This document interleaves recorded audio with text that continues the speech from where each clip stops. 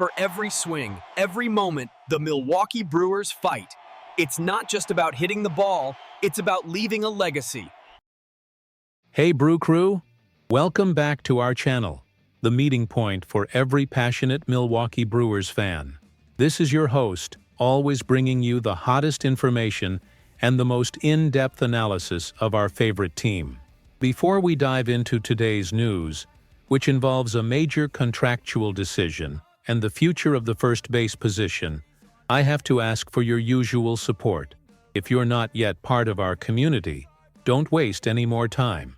Subscribe to the channel now and hit that notification bell. By doing so, you guarantee you won't miss any exclusive updates, detailed breakdowns, or insider news that I bring directly to you.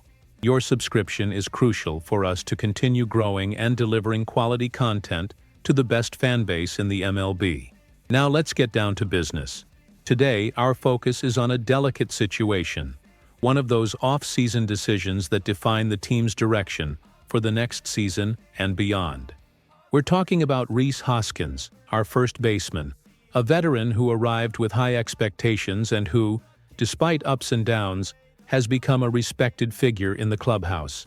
The question lingering at American Family Field isn't about his character or his dedication, which are unquestionable, but about a number: $18 million.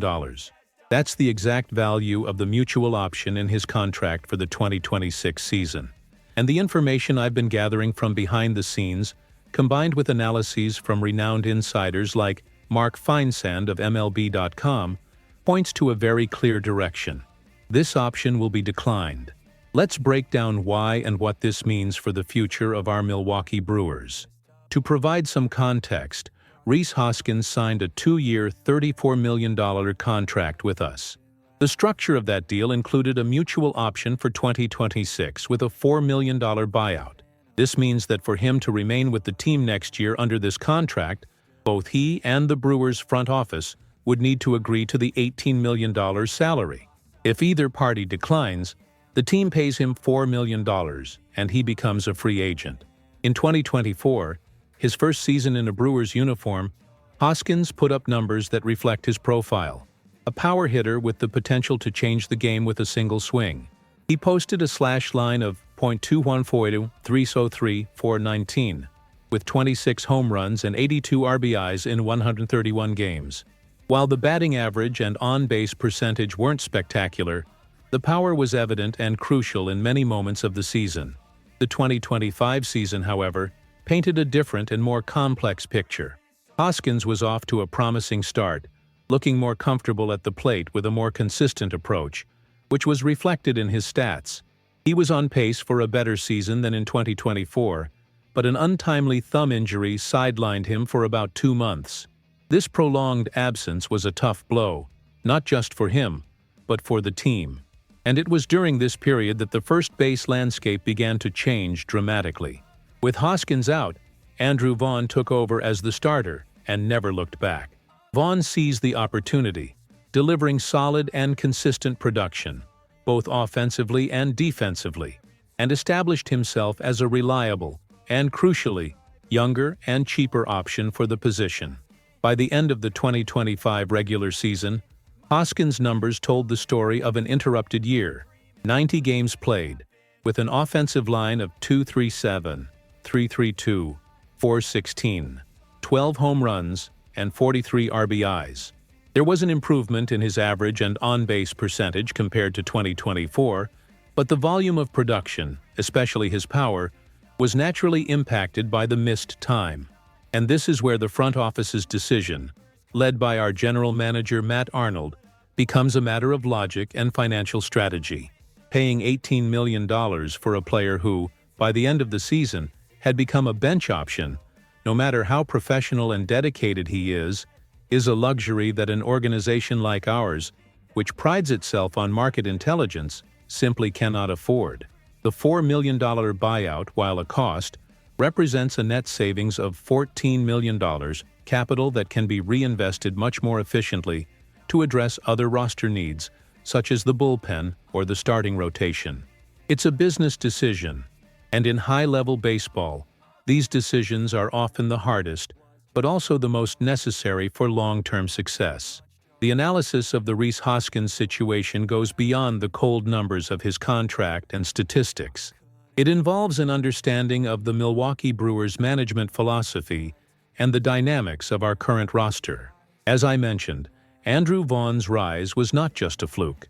It was confirmation that the team has a viable, younger internal solution who is, fundamentally, under much more favorable team control for several seasons. Keeping Hoskins for $18 million would not only create a logjam at first base, possibly relegating Vaughn to a lesser role after a breakout season, but it would also tie up a significant portion of our payroll.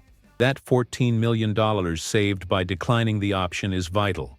That amount could be the difference between signing an elite relief pitcher to close out crucial games in the playoffs or extending the contract of a young talent like Jackson Chourio or Sal Frelick, ensuring that our team's core remains intact and competitive for years to come. The opinion of Mark Feinsand, one of the most respected analysts in the MLB, serves as a barometer of what the market and league executives think about the matter. When he states that the mutual option should be declined, he's not just speculating. He's reflecting an industry consensus based on precedent and the financial logic of the sport. Feinsand highlights Hoskins' injury-limited season and his numbers, a .748 OPS, which are good, but not enough to justify an $18 million salary for a 32-year-old who is no longer the undisputed starter at his position. He also mentions Hoskins' postseason history, which is mixed. While he had a spectacular performance in the 2022 NLCS for the Phillies, his overall playoff performance hasn't been consistent. This adds another layer of risk to the investment. It's important to emphasize, and this needs to be said to the entire Brew crew, the likely departure of Rhys Hoskins is not a reflection of his character or his contribution.